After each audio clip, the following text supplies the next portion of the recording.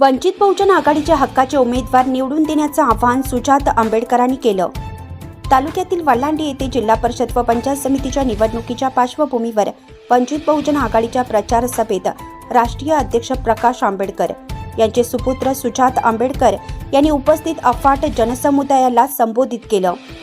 जिल्हा परिषद व पंचायत समितीच्या निवडणुका या तळागाळातील सामान्य नागरिकांच्या मूलभूत गरजांच्या विकासासाठी असतात, असे प्रतिपादन त्यांनी केलं।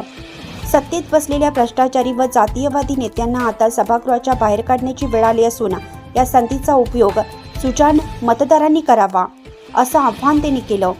वंचित बहुजन आघाडीला मतदान रूपी आशीर्वाद देऊन सामान्य कार्यकर्त्यांना सभागृहात पाठवा, अशी विनंती त्यांनी मतदारांना केली।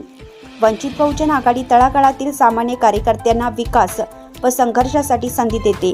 एक संधी वंचितला 24 तास स्वच्छ पिण्याचं पाणी, शेतमालाला हमीभाव, प्रत्येक गावात आरोग्य केंद्र, शेतकऱ्यांची कर्जमाफी, जिल्हा परिषदेतील शिक्षणाचा दर्जा सुधारण्यासाठी अशी विकासाची दिशा पक्षाने ठरवली असल्याचं त्यांनी सांगितलं।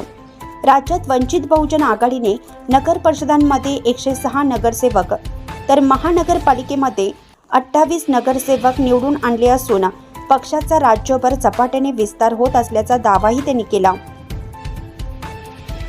समारोप करताना त्यांनी वल्हांडी गटातील मनीषा गायकवाड, गणातील यासीन मुज्जेवार, जवळगा गणातील भाग्यश्री जिरे, बोरोळ गणातील सूर्यवंशी रजनीकांत यांना गॅस सिलेंडर या चिन्हासमोरील बटन दाबून प्रचंड मताने विजयी करण्याचं आवाहन केलं। या सभेचे सूत्रसंचालन गणेश कांबळे यांनी केलं। सभेदरम्यान सहाय्यक पोलीस निरीक्षक भीमराव गायकवाड यांच्या नेतृत्वाखाली 10 ते 12 पोलीस कर्मचाऱ्यांचा कडक बंदोबस्त ठेवण्यात आला होता। विस्तार न्यूज महाराष्ट्रासाठी संपादक अजित सौदागर। चालू घडामोडी पाहण्यासाठी विस्तार न्यूज पाहत राहा।